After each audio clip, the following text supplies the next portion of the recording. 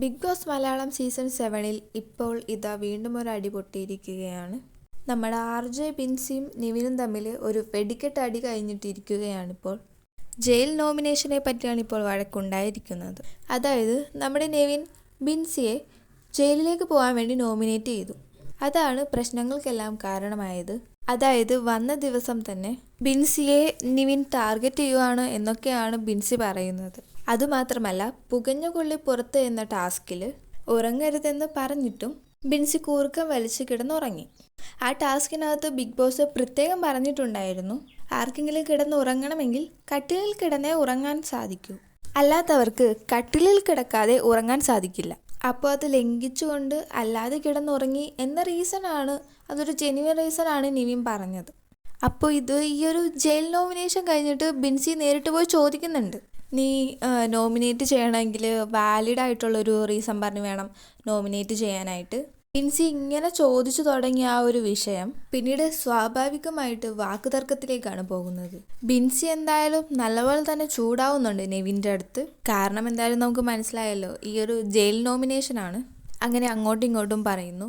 ഈ വഴക്കിനടുക്ക് നെവിൻ എടീന്നൊക്കെ വിളിക്കുന്നുണ്ട് ബിൻസീനെ. അപ്പോൾ എടീന്നൊക്കെ പോയി നിൻ്റെ വീട്ടിൽ വിളിച്ചാൽ മതി, നിൻ്റെ അമ്മയെ വിളിച്ചാൽ മതി, പെങ്ങളെ വിളിച്ചാൽ മതി എന്നൊക്കെ ബിൻസി മറുപടി കൊടുക്കുന്നുണ്ട് നെവിന് അമ്മ മാത്രമേ ഉള്ളൂ എന്ന് വേറൊരു കോൺവെർസേഷനിൽ മനസ്സിലായി. അതുകൊണ്ട് തന്നെ സ്വാഭാവികമായിട്ട് അമ്മയെ വിളിച്ചാൽ മതി എന്നുള്ളൊരു ടോക്ക് അവിടെ അത്യാവശ്യം വലിയൊരു വിഷയമായിട്ട് തന്നെ മാറിയിട്ടുണ്ട്. ബിൻസി നെവിൻ്റെ ഡ്രസ്സിങ്ങിനെയൊക്കെ കുറിച്ചൊക്കെ പറയുന്നുണ്ട്, എന്ത് പേക്കോല ആടായത്, അങ്ങനെ ഒരു ടോക്കൊക്കെ അവിടെ നടക്കുന്നുണ്ട്. നെവിനും ചുമ്മാതൊന്നും ഇരുന്നില്ല, നെവിനും തിരിച്ച് അതേ ആ ഒരു ഇതിൽ തന്നെ പറയുന്നുണ്ട്, എന്തൊരു പേക്കോല ആടി നിൻ്റെ, അങ്ങനെയൊക്കെ തന്നെ നെവിനും പറയുന്നുണ്ട്. എന്തായാലും ബിൻസി പറഞ്ഞതുപോലെ അമ്മയെ പോയി വിളിക്കാനൊന്നും നെവിൻ പറഞ്ഞൊന്നുമില്ല.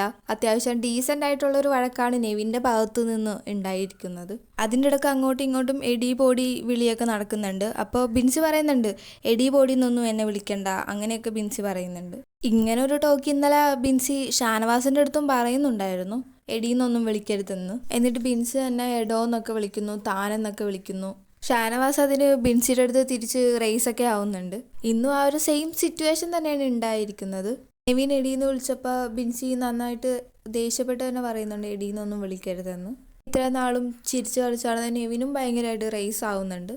എനിക്ക് തോന്നിയത് ബിൻസി നെവിനെ അടിക്കാൻ പോവാണ്, അങ്ങനെ ഒരു ദേഷ്യമാണ് ബിൻസിയുടെ ഭാഗത്തു നിന്ന് ഉണ്ടായിരിക്കുന്നത്.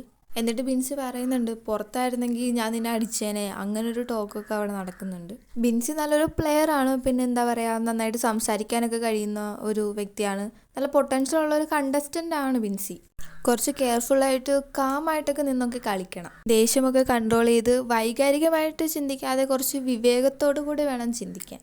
വൈകാരികമായിട്ട് ചിന്തിച്ചാലുള്ള പ്രശ്നം എന്താണെന്ന് വെച്ചാൽ മൊത്തത്തിൽ നെഗറ്റീവായിട്ട് പോകാനുള്ളൊരു ചാൻസ് വളരെ കൂടുതലാണ്. വായിൽ നിന്ന് വരുന്ന വാക്ക് ചിലപ്പോൾ നമുക്ക് കൺട്രോൾ ചെയ്യാൻ പറ്റിയെന്ന് വരില്ല. അപ്പോൾ ആലോചിച്ച് നിന്ന് കളിക്കുകയാണെങ്കിൽ എന്തായാലും ടോപ്പ് 5-ലൊക്കെ എത്തിച്ചേരാനുള്ളൊരു പൊട്ടൻഷ്യലുണ്ട് ബിൻസിക്ക്. ബിൻസി വയലൻ്റ് ആവുന്ന സമയത്ത് പെട്ടെന്ന് ട്രിഗർ ആകും. അതുകൊണ്ട് തന്നെ സ്വാഭാവികമായിട്ട് വായി തോന്നുന്നതൊക്കെ വിളിച്ച് പറയുന്നുണ്ട് കക്ഷി. എന്തായാലും ഈ ഒരു വഴക്കിൽ ബിൻസിയുടെ ഭാഗത്തും ചെറുതായിട്ടുള്ള ന്യായങ്ങളൊക്കെ ഉണ്ട്.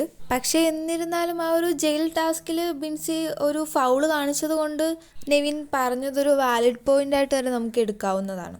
കാരണം ബിൻസി കിടന്നുറങ്ങി. അത് പറഞ്ഞ് എന്തായാലും ബിൻസിനെ നോമിനേറ്റ് ചെയ്യാനുള്ളൊരു റൈറ്റ് നെവിനുണ്ട്. നെവിൻ്റെ ഈ ഒരു സ്വാതന്ത്ര്യത്തെ ബിൻസി പോയിട്ട് ക്വസ്റ്റ്യൻ ചെയ്യേണ്ട കാര്യമൊന്നും അവിടെ ഉണ്ടായിരുന്നില്ല. അഥവാ തന്നെ നോമിനേറ്റ് ചെയ്തത് ഇപ്പോൾ ഇഷ്ടപ്പെട്ടിട്ടില്ലെങ്കിൽ തന്നെ അതങ്ങ് പറഞ്ഞങ്ങ് പോകുക, അല്ലാതെ അവിടെ നിന്ന് നിൻ്റെ വീട്ടിൽ പോയി വിളിക്കുക, അങ്ങനെ ഒരു ടോക്ക് ഉണ്ടാക്കേണ്ട കാര്യമൊന്നും, അതിൻ്റെ ഒരു ആവശ്യമൊന്നും അവിടെ ഉണ്ടായിരുന്നില്ല. ഇപ്പോൾ ബിൻസിക്ക് എടീന്നൊന്നും വിളിക്കുന്നത് ഇഷ്ടമല്ലായിരുന്നെങ്കിൽ അത് കംപ്ലയിൻറ്റ് ചെയ്യാവുന്നൊരു കാരണമായിരുന്നു അത്. ബിഗ് ബോസിൻ്റെ അടുത്ത് കംപ്ലയിൻറ്റ് ചെയ്യാം, അല്ലെങ്കിൽ അനീഷ് ക്യാപ്റ്റനായിട്ടുണ്ട്, ക്യാപ്റ്റൻ്റെ അടുത്ത് വേണമെങ്കിൽ പോയി കംപ്ലയിൻറ്റ് ചെയ്യാവുന്നതാണ്. തിരിച്ചെന്തായാലും അമ്മേനെ വിളിക്കുക, പെങ്ങളെ വിളിക്കുക എന്നൊക്കെ പറയുന്നത് അതൊന്നും ഒരു ശരിയായിട്ടുള്ളൊരു പ്രവൃത്തിയായിട്ടല്ല തോന്നുന്നത്. എന്തായാലും പലരും പറയാറുണ്ട് വഴക്കിൻ്റെ ഇടയിലൊക്കെ സ്വാഭാവികമായിട്ട് വായിന്ന് വന്നു പോകുന്നതാണ് അതൊക്കെ. പക്ഷെ അതൊരു ശരിയായ പ്രവൃത്തിയായിട്ടല്ല തോന്നുന്നത്. കാരണം ഇതിലൊന്നും ഉൾപ്പെട്ടിട്ടില്ലാത്ത ആൾക്കാരെ എന്തിനാണ് വെറുതെ ഇതിലേക്ക് വലിച്ചെടുക്കുന്നത്? പിന്നെ പേക്കോലം കെട്ടി നടക്കുക, അതൊക്കെ ഒഴിവാക്കാവുന്ന സംസാരമായിരുന്നു. കാരണം നെവിനെ പോലുള്ള ആൾക്കാർ ലൈഫിൽ ഒരുപാട് പ്രോബ്ലംസ് ഒക്കെ ഫേസ് ചെയ്യുന്ന ഒരാൾക്കാരാണ്. ഇപ്പോൾ നെവിൻ്റെ ഭാഗത്ത് തെറ്റുണ്ടെങ്കിൽ നമ്മൾ തെറ്റുണ്ടെന്ന് തന്നെ പറയണം. പക്ഷേ ആവശ്യമില്ലാത്ത വാക്കുകളും പദപ്രയോഗങ്ങളും ഒഴിവാക്കുന്നത് തന്നെയാണ് നല്ലത്. ഇതിൻ്റെ ഇടയ്ക്ക് നെവിൻ ചില പോയിന്റ്സ് ഒക്കെ പറയുന്നുണ്ട്. ഈ ഡ്രസ്സ് ഇട്ട് ഞാനിപ്പോൾ നടക്കുന്നുണ്ടെങ്കിൽ അതിൻ്റെ കഴിവ് കൊണ്ട് ഞാൻ നേടിയെടുത്തതാണ്. നീയോ, നിനക്ക് എന്തെങ്കിലും അതിന് പറ്റിയോ? നീ ഇപ്പോഴും ബിഗ് ബോസ് തന്ന ഡ്രസ്സല്ലേ ഇട്ടിട്ട് നടക്കുന്നത്? നീ ഇപ്പോഴും ഈ വീടിൻ്റെ പുറത്തല്ലേ? പുകഞ്ഞ കൊള്ളിയായിട്ട് നീ ഇപ്പോഴും ഈ വീടിൻ്റെ പുറത്തല്ലേ കിടക്കുന്നത്? എന്തായാലും ഞാൻ നിന്നെക്കാളും ബെറ്ററാണ്. നീ ആ ടാസ്കൊക്കെ കളിച്ചിട്ട് നിന്റെ ഡ്രസ്സ് വാങ്ങി ഇട്ട് കാണിക്കാദ്യം. ഇങ്ങനെയുള്ള കാര്യങ്ങളൊക്കെ നിവിൻ ബിൻസിനോട് പറയുന്നുണ്ട്. ഇപ്പം നീ എടി പോടി എടാ വാടാ വിളിയൊന്നും ആർക്കും അങ്ങനെ പൊതുവെ ഇഷ്ടപ്പെടണമെന്നില്ല. ഇപ്പോൾ പെൺകുട്ടികൾക്കാവുമ്പോൾ അവർക്കത് തീരെ ഇഷ്ടപ്പെടണമെന്നില്ല. ഇപ്പോൾ ഫ്രണ്ട്സായിട്ടൊക്കെ ഇരിക്കുന്ന ആൾക്കാരെ എടി പോടി എന്നൊക്കെ വിളിച്ചാൽ അത് വലിയ കുഴപ്പമൊന്നുമില്ല, അവർക്ക് ഓക്കെ ആയിരിക്കും. ഇപ്പോൾ ബിഗ് ബോസിനകത്തെന്ന് പറയുമ്പോൾ എല്ലാവരും ഗെയിം കളിക്കാനായിട്ട് വന്നിട്ടുള്ളവരാണ്. അപ്പോൾ അങ്ങനെ ഒരാൾ മുഖത്ത് നോക്കി എടി പൊടി എന്നൊക്കെ വിളിക്കുമ്പോൾ സാധാരണ ഒരു സ്ത്രീക്ക് അത് ഇഷ്ടപ്പെടണമെന്നില്ല. നമ്മളിപ്പോൾ ബിഗ് ബോസിൻ്റെ അകത്ത് ഇത്രയും സീസണൊക്കെ കണ്ടാൽ നമുക്കറിയാം, സാധാരണ പെൺകുട്ടികൾക്ക് അത് ഇഷ്ടപ്പെടാറില്ല ഈ എടി പൊടി നീ എന്നൊക്കെ വിളിക്കുന്നത്. അതൊരു അധികാരത്തിൻ്റെ സ്വരമായിട്ടാണ് സ്ത്രീകളൊക്കെ കാണാറ്. അതുകൊണ്ട് തന്നെ അധികാരത്തോടു കൂടി വിളിക്കാനായിട്ട് നെവിനൊരു സ്വാതന്ത്ര്യവും ബിഗ് ബോസിലില്ല. പക്ഷേ ഇപ്പോൾ അങ്ങനെ ഒരു കംപ്ലൈൻറ്റ് അവിടെ ഉണ്ടെങ്കിൽ ആ സ്പോട്ടിൽ ഇപ്പോൾ മേലെ വിളിക്കരുതെന്ന് പറഞ്ഞിട്ടും അയാളത് ആവർത്തിക്കുകയാണെങ്കിൽ ബിഗ് ബോസിൻ്റെ അടുത്തും അനീഷ് ക്യാപ്റ്റനായിട്ടുണ്ട്, അനീഷിൻ്റെ അടുത്തും കംപ്ലൈൻറ്റ് ചെയ്യാവുന്നൊരു കാര്യമാണത്. തിരിച്ചു ബിൻസി ഇപ്പോൾ അതിനേക്കാളും മോശമായിട്ട് അങ്ങോട്ട് എന്തെങ്കിലും സംസാരിച്ചു കഴിഞ്ഞാൽ പിന്നെ ബാക്കിയുള്ള ആൾക്കാർക്ക് എങ്ങനെയാണ് ബിൻസിനെ സപ്പോർട്ട് ചെയ്ത് ബിഗ് ബോസിൽ എന്തെങ്കിലും പറയാൻ സാധിക്കുന്നത്? ഇപ്പോൾ നെവിൻ്റെ ഭാഗത്തു നിന്നൊരു തെറ്റ് നമ്മളത് ചൂണ്ടിക്കാണിക്കുകയും ഒരു കംപ്ലൈൻറ്റ് റേസ് ചെയ്യുകയും വേണം. അന്നേരം അതിനേക്കാളും വലിയൊരു തെറ്റ് നമ്മൾ ചെയ്യുകയാണെങ്കിലോ?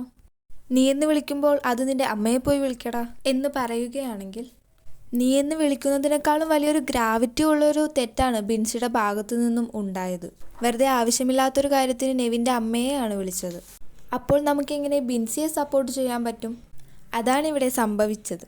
പിന്നെ ഈ ഒരു വഴക്ക് തുടങ്ങിയത് ബിൻസിയാണ് എന്നൊരു കാര്യം കൂടെ ഉണ്ട്.